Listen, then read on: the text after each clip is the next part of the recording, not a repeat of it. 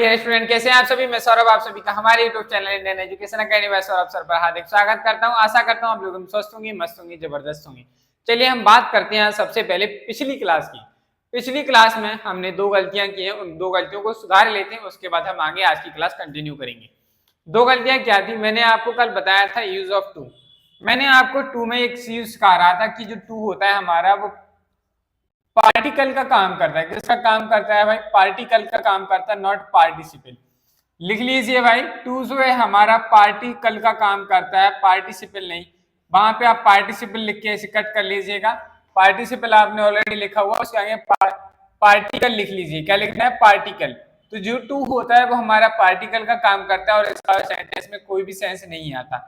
एक मिस्टेक हमारी ये थी। दूसरी मिस्टेक की बात करते हैं। दूसरा मैंने आपको एक एग्जाम्पल लिखवाया था, इसी के एग्जाम्पल में लिखवाया था she came to help us. मैंने उसमें लिखवाया she came to help us. वह आई थी किसके लिए? मदद करने के लिए। यहाँ ये जो टू है ये पार्टिसिपल की तरह ही काम हो रहा है। क्या हो रहा है? पार्टिकल की तरह काम हो रहा है। किसकी तरह काम हो रहा है? पार्टिकल की तरह काम हो रहा है। लेकिन इस पार्टिकल में हम भाई वो हमारी मदद करने के लिए, ये भी सेंस बिल्कुल सही है, लेकिन आप इस सेंटेंस को थोड़ा और भी ले सकते हैं। सेंटेंस में आप हेल्प अवर हेल्प क्या लिख सकते हैं? अवर हेल्प भी लिख सकते हैं, तो भी हमारा क्या होगा? राइट होगा। तो कल की क्लास में हमारी 2 मिस्टेक है। वैसे ये मिस्टेक तो नहीं है, ये भी ठीक है, लेकिन आप इसको फिर भी चेंज कर सकते हैं। आपको इतना सिलेक्ट करना, आप ऐसे लिख लीजिएगा अवर हेल्प, इसको क्रॉस कर देना, दिस इज करेक्ट। और आपको टू लिखना है पार्टिकल की तरह हम यूज करते हैं, नॉट पार्टिसिपल। ठीक है भाई, ये हमारी कल की 2 मिस्टेक्स थी जिनको आपको सही करना है। सबसे पहले आप अपनी नोटबुक में इस मिस्टेक को ठीक कर लीजिए। अब बात करते हैं हम आज की क्लास की। आज की क्लास में हम पढ़ने जा रहे हैं बहुत ही बेहतरीन प्रीपोजिशन, जिसमें से एक प्रीपोजिशन है बिफोर। उसका यूज हमें जानना बहुत जरूरी है। तो चलिए भाई सबसे पहले स्टार्ट करते हैं। एक वर्ड, नया वर्ड है हमारा प्रीपोजिशन में, जिसे कहते हैं टुवार्ड्स। क्या कहते हैं? टुवार्ड्स। जैसा इसका नाम है, आप सभी जानते हैं कि टुवार्ड्स का मीनिंग क्या होता है। टुवार्ड्स का मीनिंग होता है कि मेरी तरफ आ रहा था, मेरी तरफ आ रहा था। तो इसका जो मीनिंग होता है वो लिखिए साथ में, it indicates the movement, it indicates the movement, it indicates the movement in particular direction. एक पर्टिकुलर डायरेक्शन में क्या होता है? मूवमेंट होता है। उसको बताने के लिए हम क्या यूज करेंगे? टुवार्ड प्रीपोजिशन यूज करते हैं। चलिए भाई, जैसे मैंने कहा she is coming dash me. अब मैंने कहा सी जो थी वो मेरी तरफ आ रही थी। आई कहता है जो सी जो थी वो मेरी तरफ आ रही थी।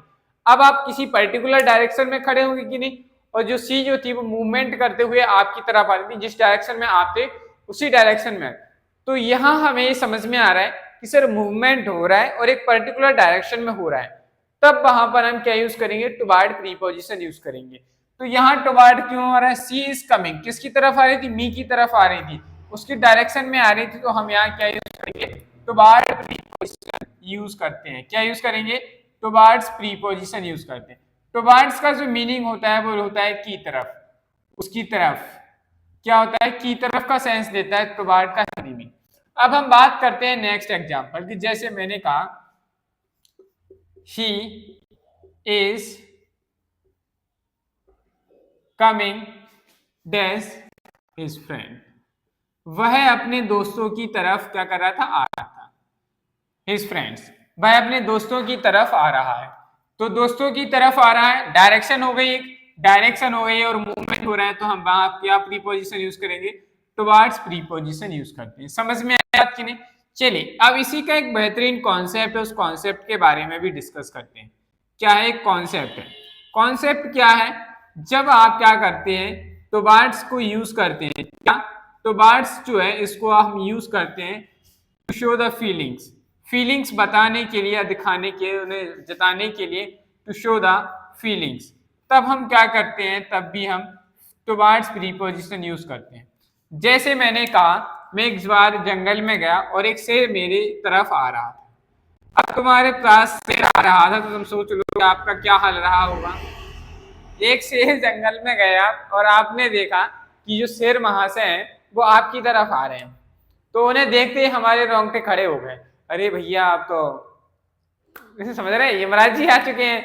जब इस तरीके का सेंस, हम वहां जाके हमने क्या एक्सपीरियंस किया, हम अपनी फीलिंग बता रहे हैं कि जब शेर मेरी तरफ आ रहा था तो हम तो भाई थर थर कांप रहे थे। तो जब भी हम अपनी फीलिंग्स को शेयर करना चाह रहे हैं और वो चीज, हम कोई भी चीज उससे में मूवमेंट करते हुए हमारी तरफ आई, तो उसे बताने के लिए भी हम क्या यूज करते हैं, टू पार्ट प्रीपोजिशन यूज करते हैं।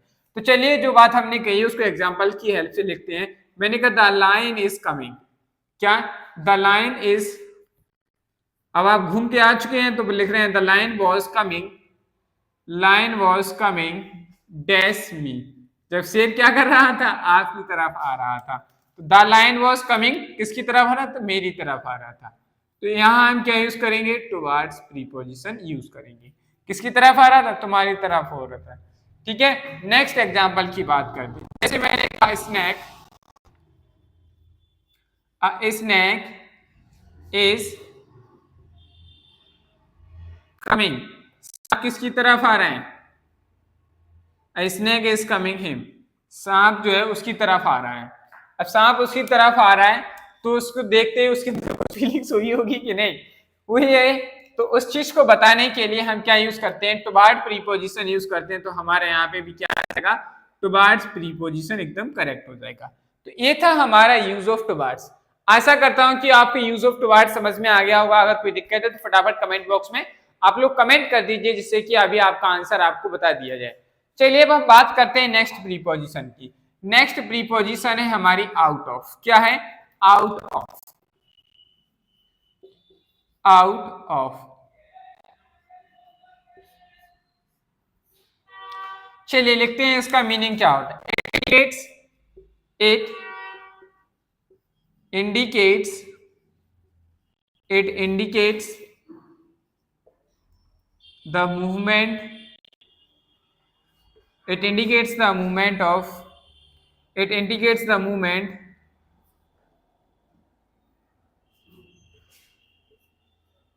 the interior, from the interior of something. It indicates the movement from the interior, from the interior of something. आप किसी चीज के अंदर थे, अंदर से बाहर निकल के आना ही, या किसी चीज का बहुत ज्यादा मात्रा में खत्म हो जाना, उसे बताने के लिए हम क्या करते हैं, आउट ऑफ प्रीपोजिशन यूज करते हैं। चलिए भाई लिखते हैं एग्जाम्पल की मदद से। जैसे मैंने कहा this book is dash stock. अब स्टॉक मतलब एक स्टॉक पर्टिकुलर जगह रही होगी, उस जगह के अंदर बहुत सारी बुक्स थी, लेकिन अब वहां उस जगह में बुक्स नहीं है, खत्म हो चुकी है। तो भाई बुक्स कहीं ना कहीं चली गई, मूवमेंट हुआ है कि नहीं उनका, एक जगह से दूसरी जगह चली गई तो मूवमेंट हुआ। जब बुक्स खत्म हो गई हैं उसको बताने के लिए हम क्या यूज करेंगे, आउट ऑफ प्रीपोजिशन यूज करेंगे। क्या यूज करेंगे भाई, आउट ऑफ प्रीपोजिशन यूज करेंगे। तो हमारा यहाँ पे क्या आ जाएगा, आउट ऑफ हो जाएगा। क्या आ जाएगा, आउट ऑफ हमारा यहाँ आ जाएगा और एक मीनिंगफुल सेंटेंस बनकर हमारे सामने तैयार हो गया। This book is out of stock. यह बुक जो है वो क्या हो गई, आउट ऑफ स्टॉक हो चुकी है। जैसे मैंने कहा, नेक्स्ट एग्जांपल की बात करता हूं। जैसे मैंने कहा दिस कॉफी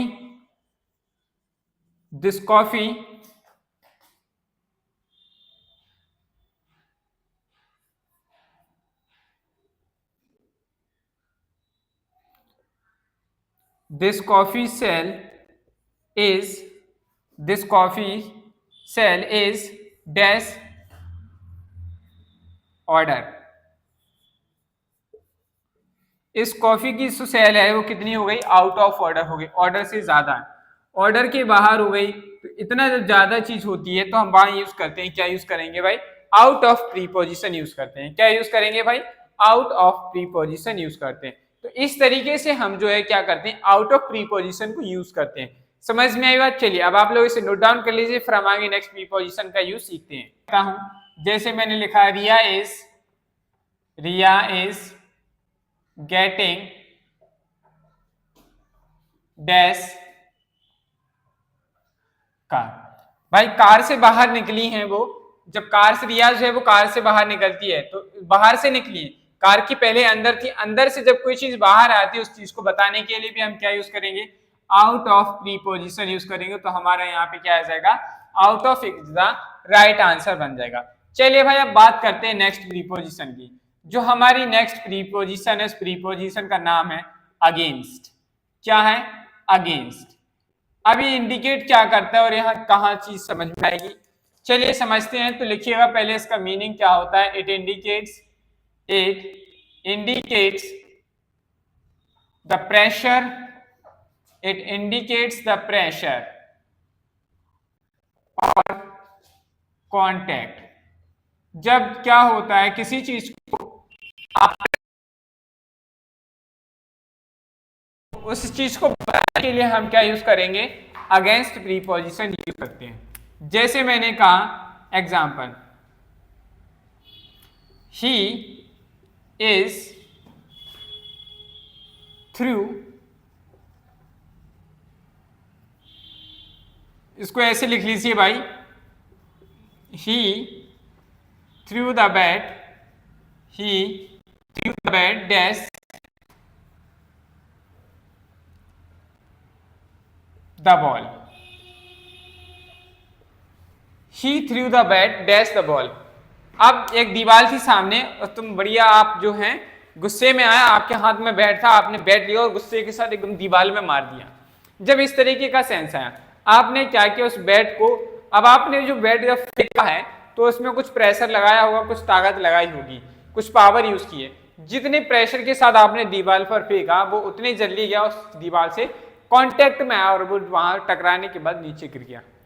ठीक है, जब भी इस तरीके का सेंस आता है, जब भी हम कोई चीज प्रेशर के साथ फेंकते हैं और दूसरी जगह से कांटेक्ट होता है तो वहां हम उस चीज को बताने के लिए अगेंस्ट प्रीपोजिशन यूज करेंगे। क्या यूज करेंगे, अगेंस्ट प्रीपोजिशन। तो मैंने लिखा ही थ्रू द बैट, किसके अगेंस्ट फेंका, वॉल के अगेंस्ट फेंका तो उससे टकरा गया। तो he threw the bat against the ball, किसके अगेंस्ट फेंका, बॉल के अगेंस्ट। अगेंस्ट का मतलब इनके विरुद्ध में खड़े, समझ में आई बात। अगेंस्ट का मतलब यहाँ ये नहीं है कि आप किसी के अपोजिशन में खड़े, अगेंस्ट का मतलब ये है कि आपने यहां से किसी चीज को फेंका, सामने वाले के पास फेंका, उससे कांटेक्ट हो रहा है, इस चीज को बताने के लिए हम क्या यूज करेंगे, अगेंस्ट यूज करेंगे। जैसे मैंने कहा next example, see through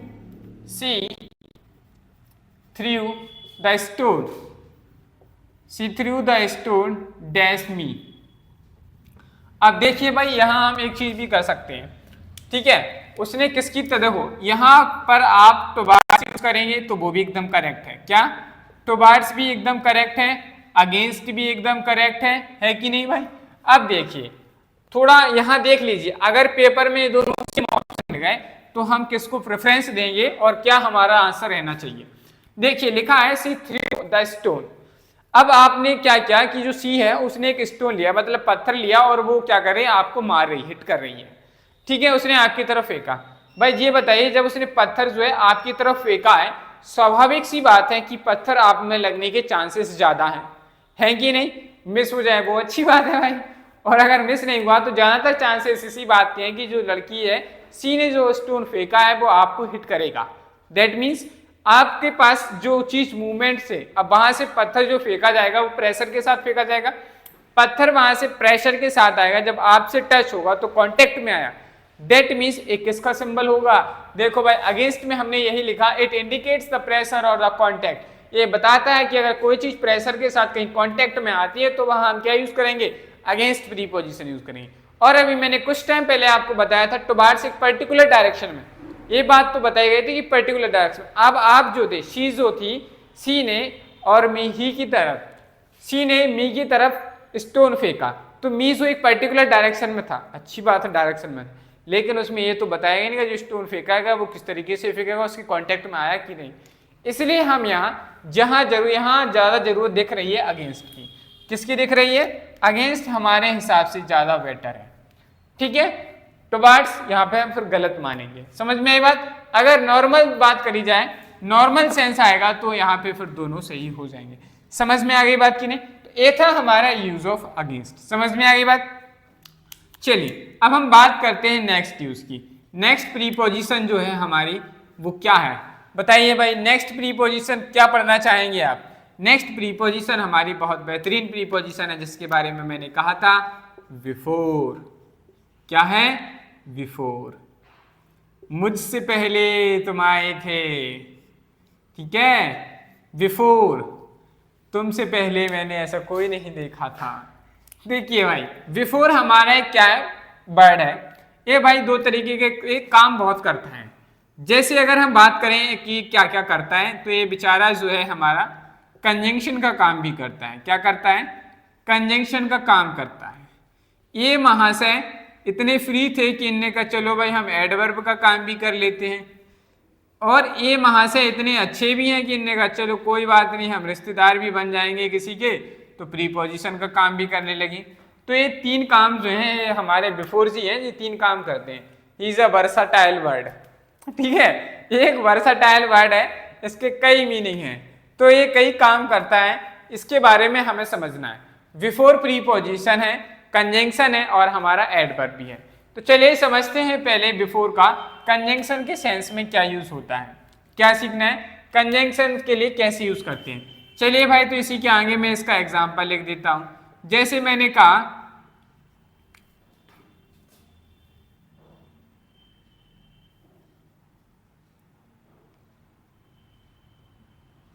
he had seen he had seen this movie they came। उनके जब वो बे आए थे उससे पहले क्या था, ही मूवी देख चुका था। उनके आने से पहले ही देख चुका था, वो आए नहीं थे और उन्हें ऑलरेडी मूवी देख ली थी। तो पहले का सेंस आया, पहले का सेंस आया तो और हमें एक वर्ड है जिसकी जरूरत पड़ रही है कि वो इन दोनों को ऐड कर सके, तो हम यहाँ क्या यूज करेंगे? बिफोर। बिफोर की अगर हम बात करें हिंदी मीनिंग की, तो इसका मतलब निकलता है पहले। इसका मतलब होता है इससे पहले आपने ये काम कर लिया, ठीक है भाई। ये कंजंक्शन की तरह यूज हो गया। अगर हम बात करें एडवर्ब की, लिखा है मैंने he had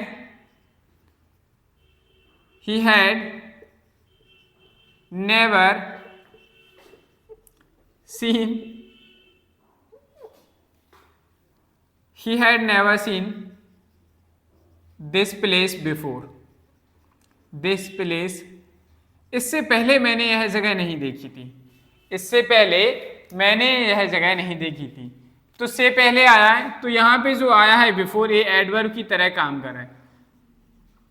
कब नहीं देखी थी आपने इस प्लेस को? पहले, इससे पहले कभी नहीं देखा था, इससे पहले। तो यहाँ पे जो हमारा बिफोर आया वो किसकी तरह यूज हुआ है? एडवर्ब की तरह यूज हुआ है। चलिए भाई अब बात करते हैं बिफोर जब प्रीपोजिशन की तरह काम करता है तो किस तरीके से काम करता है, इसके बारे में हमें क्या करना है, समझना है। When before it is work as a preposition, तो इसका क्या काम होता है इसके बारे में थोड़ा समझ लेते हैं। जब बिफोर हमारा प्रीपोजिशन का काम करता है तो ये बताता है इट इंडिकेट्स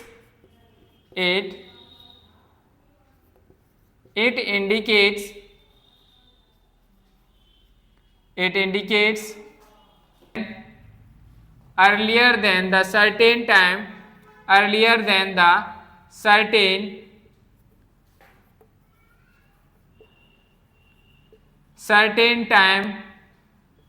ऑफ पीरियड। जो टाइम आपको दिया गया था उस निश्चित समय से पहले आप उस काम को कर चुके हैं, उसे बताने के लिए हम क्या यूज करते हैं? बिफोर प्रीपोजिशन यूज करते हैं। चलिए बात करते हैं एग्जाम्पल की। जैसे मैंने कहा they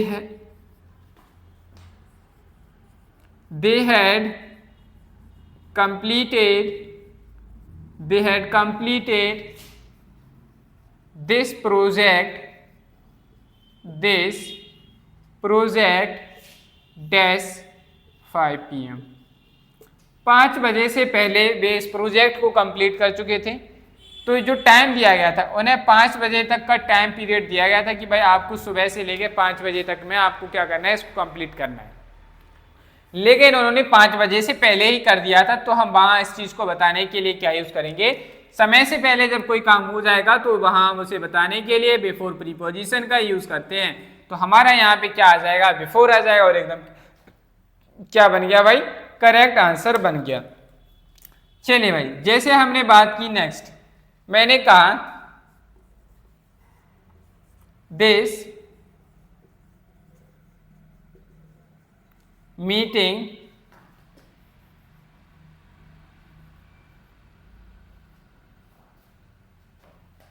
this meeting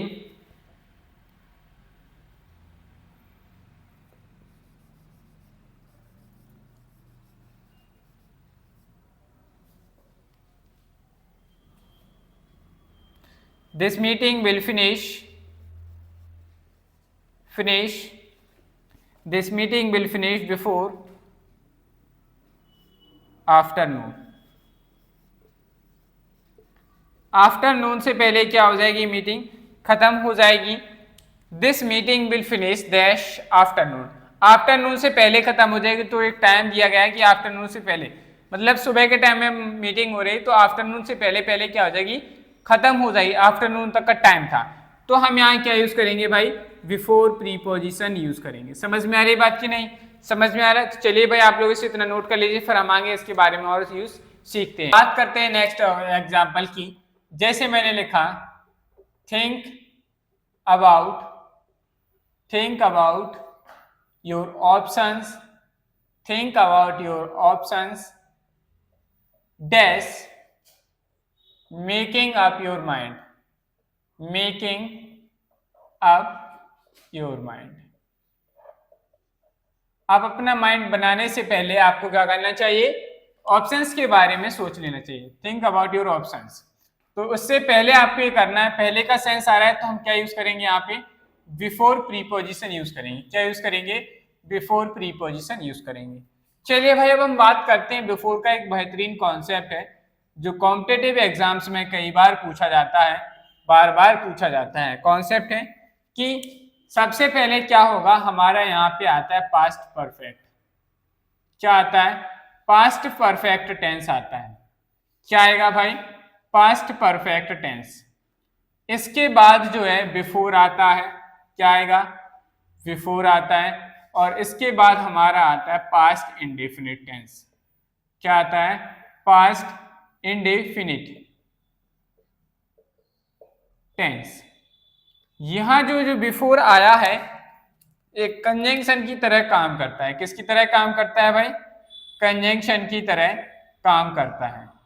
चलिए समझते हैं कैसे इसका एग्जाम्पल और किस तरीके का क्वेश्चन यहां से बनता है। जैसे मैंने कहा एग्जाम्पल,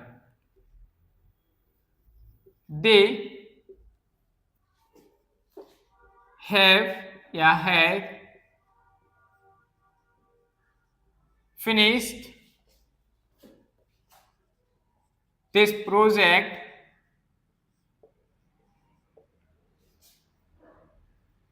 before you came। तुम्हारे जब तुम आए थे, तुम्हारे आने से पहले वे इस प्रोजेक्ट को क्या कर चुके थे, खत्म कर चुके थे। लेकिन देखिए भाई, यहां क्या लिखा है बिफोर, ये क्या बता रहा है, कंजंक्शन। अब बिफोर के पहले जो लिखा है इसका मतलब ये हुआ कि ये बात जो एक्स बिफोर के बाद जो आता है ये एक्शन जब हुआ, मतलब जब ये आए थे तो ये वाला काम हो चुका था। भाई जब हम किसी आए, पास्ट की तो बात चल ही रही, ये पास्ट में आए थे और उसके और पहले ये काम हो चुका था, तो उसे हम क्या कहते हैं, पास्ट ऑफ पास्ट कहते हैं। पास्ट के भी पास्ट में जब कोई काम हो जाता है तो उसे हम क्या कहते हैं, पास्ट ऑफ पास्ट कहते हैं। पास्ट ऑफ पास्ट को डिफाइन करने के लिए हम यूज करते हैं पास्ट परफेक्ट टेंस यूज करते हैं। क्या यूज करते हैं, पास्ट परफेक्ट टेंस यूज करते हैं। आज जब भी आए थे, जब तुम आए थे तो तुम्हारे आने से पहले भी क्या कर चुके थे, काम कर चुके थे। तो यहाँ हमें पास्ट ऑफ पास्ट का सेंस आ रहा है। जब पास्ट ऑफ पास्ट का सेंस आ रहा है तो क्या हम यहाँ हैव हेल्पिंग वर्ब यूज करेंगे? आप कहेंगे सर बिल्कुल नहीं करेंगे। क्या यूज करेंगे, हैड हेल्पिंग वर्ब यूज करेंगे। और इस हैड के हिसाब से यहाँ क्या आएगी, वर्ब की थर्ड फॉर्म है। चलिए बात करते हैं नेक्स्ट एग्जांपल की। जैसे मैंने कहा यू हैड कंप्लीट या कंप्लीटेड,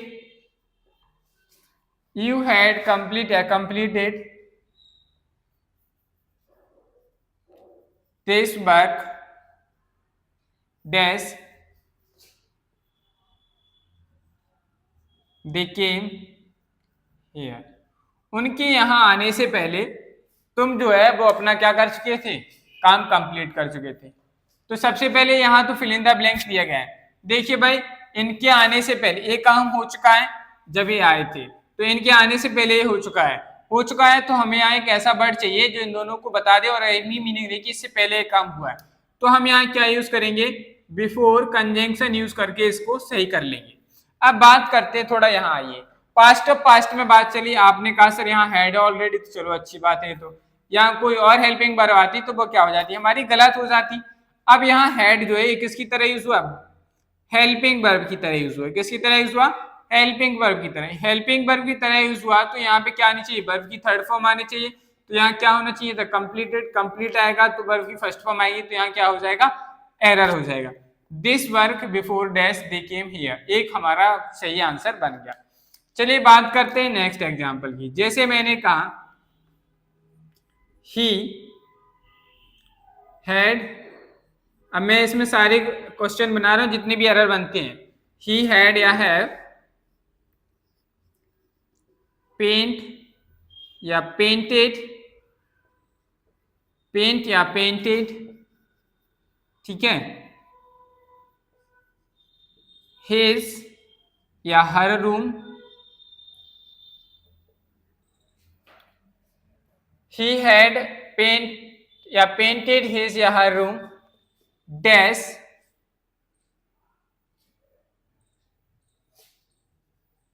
यहां आपके सामने एक और ऑप्शन, आफ्टर या बिफोर,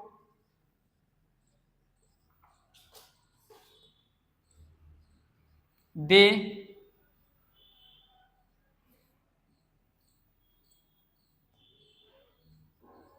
कम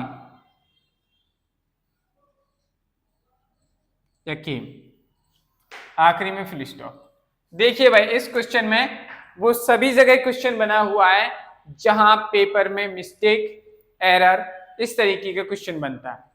चलिए भाई डिस्कस कर लेते हैं थोड़ा इसके बारे में। ही हैड या हैव, यहाँ सबसे पहले तो आपको ये देखना ही हैड या हैव, इसके बारे में हम बाद में डिसाइड करेंगे। हमने मान लिया यहाँ कोई हेल्पिंग वर्ब है और इसमें पेंट आएगा, पेंटेड आएगा, ये भी हम ठीक मानते हैं।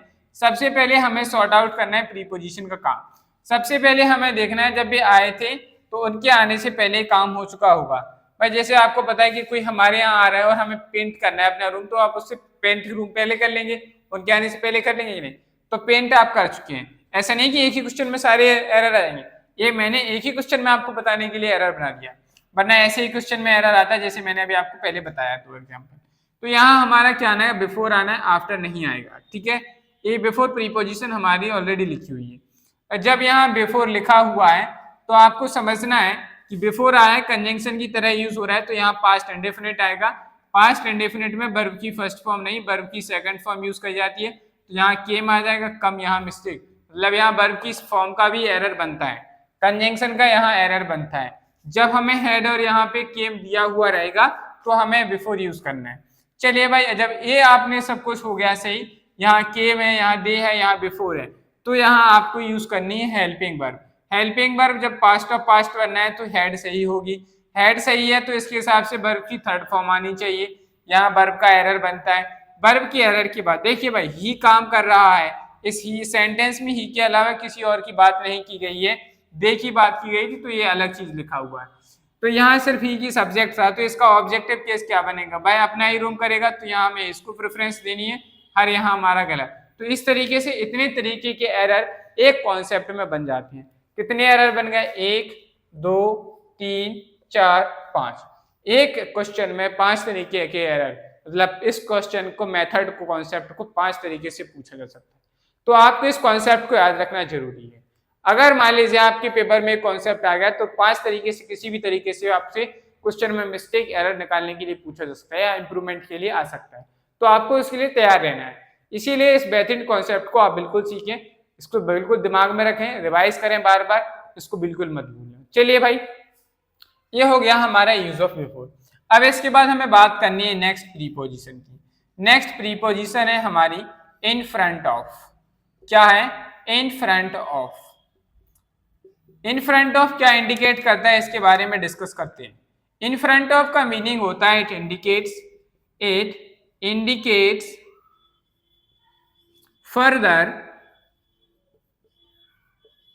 फर्दर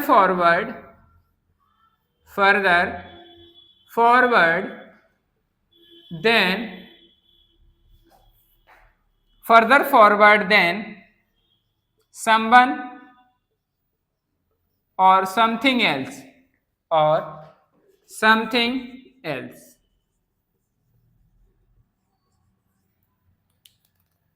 ये आप लोगों को दिख रहा है कि नहीं समथिंग भाई? क्या है लिखा है? यहाँ पे लिखा है something else.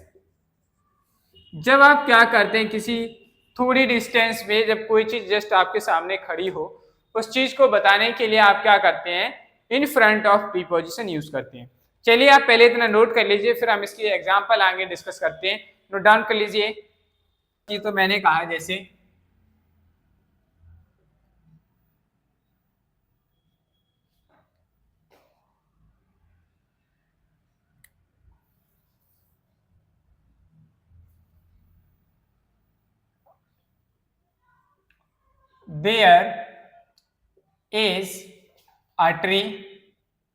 there is a tree dash the temple gate.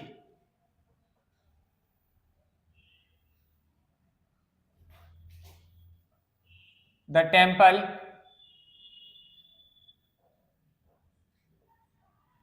gate.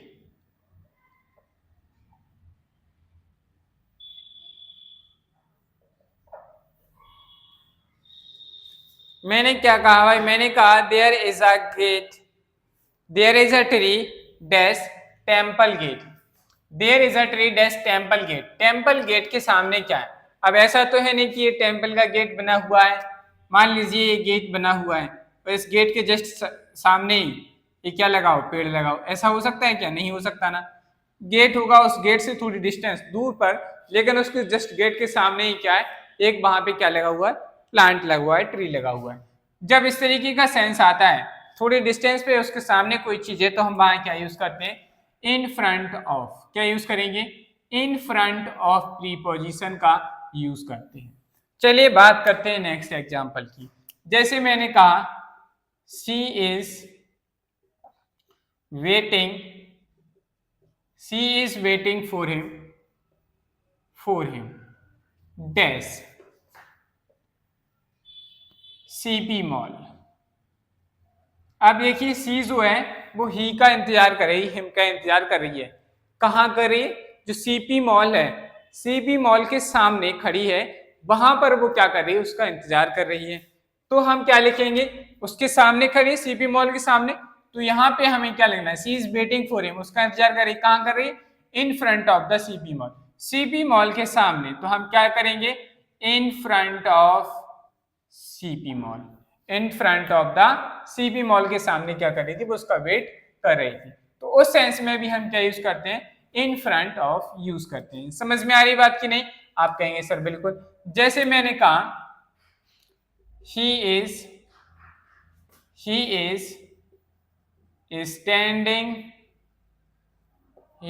standing for her dash car. अब जो है ही इज खड़ा हुआ है, इंतजार कर रहा है, हमको खड़ा रहा। किसके लिए? उसके लिए। कहाँ? कार के सामने खड़ा रहा। तो कार के सामने खड़ा रहा है, तो हम क्या यूज करेंगे? इन फ्रंट ऑफ प्रीपोजिशन यूज करेंगे। क्या यूज करेंगे? इन फ्रंट ऑफ। हमारा यहाँ पे क्या हो जाएगा? करेक्ट हो जाएगा। ये है हमारा यूज ऑफ इन फ्रंट। चलिए भाई अब एक और कॉन्सेप्ट लिख लीजिए, बेहतरीन कॉन्सेप्ट है और हमारी आज की क्लास का लास्ट कॉन्सेप्ट है। कॉन्सेप्ट है before versus difference between before and in front of. क्या है? Difference between before and in front of. Before जो होता है जब दो व्यक्ति या दो लोग आमने सामने होते हैं, उनकी आंखें यहाँ से आंखें मिल रही होती हैं, तो वहां हम क्या यूज करते हैं? बिफोर प्रीपोजिशन यूज करेंगे। क्या होगा? जब आई कांटेक्ट हो रहा होगा, आई कांटेक्ट, एक दूसरे के सामने खड़े होके बढ़िया आराम से हैं, बातें कर रहे होंगे, तो वहां आई कांटेक्ट होगा तो हम वहां बिफोर यूज करेंगे। जहां पर आई कांटेक्ट नहीं हो रहा होगा, that means no eye contact. Eye contact जहां नहीं होगा वहां हम क्या यूज करेंगे, इन फ्रंट ऑफ यूज करेंगे। जैसे मैं अगर एग्जांपल की बात करूं तो मैंने कहा you have to come, you have to come in front of या before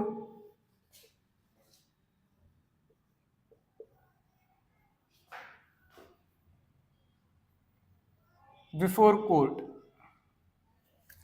you have to come in front of या बिफोर। अब तुम्हें वहां आना होगा किससे पहले, कोर्ट से पहले। तो हमारे सामने बढ़िया कोर्ट लिखा है, तो हमने क्या किया, हमने कहा सर यहाँ इन फ्रंट आएगा, क्या आएगा, इन फ्रंट आएगा। क्या कि हम किसके पहले आना है, कोर्ट के पहले आना है कि बिफोर आएगा। बताइए भाई, कोर्ट तो एक ही जगह होता है, उससे पहले आ जाओगे आप क्या। देखिए इस सेंटेंस में थोड़ी बात घुमाई गई है, आपको वो समझना है। यू हैव टू कम, तुम्हें आना है, तुम्हें आना तो है, लेकिन किस लिए आना है, जो भाई जज हो गए, जज से पहले ही आना होगा, तभी तो वो तुम्हें डिसीजन दे पाएंगे कि क्या है भाई, क्या तुम्हारी जो भी इशू है उसको सॉल्व करेंगे। तो जज से पहले आपका, यहाँ कोर्ट का मतलब जज से है, किससे है भाई, जज से है। कोर्ट का मतलब जो है जजेस से है, तो उससे उनके आने से पहले आपको आना है, तो यहाँ बिफोर का सेंस आएगा, इन फ्रंट ऑफ का सेंस नहीं आएगा।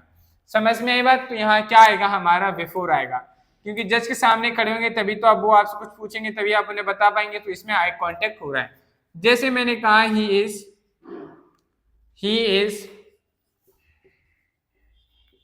Is standing for her dash, आपको बताना है यहाँ क्या आएगा, इन फ्रंट ऑफ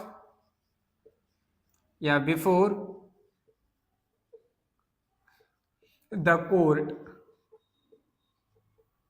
देखिए भाई, he is standing for her in front of या before the court.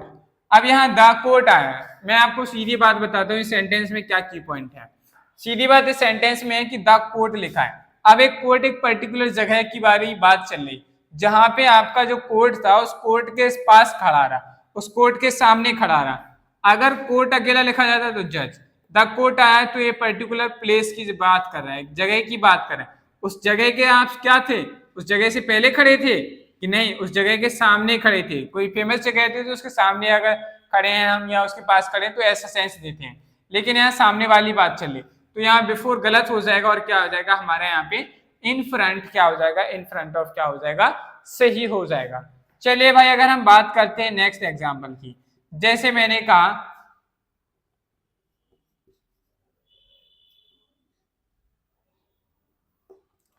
he is standing dash मी, वह खड़ा रहा मुझसे पहले। मुझसे पहले मतलब मी जहां खड़ा था उससे पहले कौन खड़ा था, उससे पहले ही खड़ा था। तो यहाँ इस सेंस में भी हम क्या करते हैं, बिफोर प्रीपोजिशन यूज करते हैं, इसे हम पर्सोनिफिकेशन कहते हैं। क्या कहते हैं, पर्सोनिफिकेशन कहते हैं। किसी पर्सन से पहले अगर आप आता है तो पर्सोनिफिकेशन कहते हैं। या हम क्या कर सकते हैं, किसी चीज से हमारे पास जो जन आदेश आते हैं, मानवाधिकार से रिलेटेड जो आदेश आते हैं, हमें ऐसा करना चाहिए, उस चीज को बताने के लिए भी हम क्या यूज करते हैं, बिफोर प्रीपोजिशन यूज करते हैं। तो ये थी आज की हमारी क्लास। आशा करता हूं कि आज के आपके सारे कॉन्सेप्ट आपको समझ में आए होंगे। अगर समझ में आए तो वीडियो को लाइक करें, चैनल को सब्सक्राइब करें और बेल आइकन को प्रेस करें। और अब बेल आइकन को प्रेस करें जिससे कि आपको हमारी आने वाली क्लासेस का नोटिफिकेशन टाइम मिलता रहे। और हमारी वीडियोस को अपने फ्रेंड एंड फैमिली मेंबर्स का जरूर शेयर करें, जिससे कि वो भी इन वीडियो से जुड़कर अपनी इंग्लिश को, अपनी ग्रामर को इम्प्रूव कर सकें। अगर आपको कोई भी डाउट रहता है, कोई भी क्वेरी है, अगर आप किसी भी तरीके की जानकारी ऑनलाइन या ऑफलाइन बैचेस से रिलेटेड कोई क्वेरीज करनी है, या आपको झांसी में ऑफलाइन कोचिंग से संबंधित कोई जानकारी लेनी है, तो आप हमारे कॉन्टैक्ट नंबर या व्हाट्सएप नंबर, या आपको बहुत सारे options Telegram, Instagram, WhatsApp channel, Facebook, इन सभी का लिंक आपको डिस्क्रिप्शन बॉक्स में मिल जाएगा। वहां आप जाकर अपनी क्वेरीज को पूछ सकते हैं। क्लासेस से रिलेटेड जानकारी भी आपको इन सभी चीजों पर मिल जाएगी। आप टेलीग्राम या व्हाट्सएप चैनल को भी ज्वाइन कर सकते हैं, जहां पर क्लास कब होगी, कब नहीं होगी, क्लास आ गई है तो उसको सारी चीजों का नोटिफिकेशन आपको वहां मिलता रहेगा। चलिए आज के लिए इतना ही रखते हैं, मिलते हैं कल।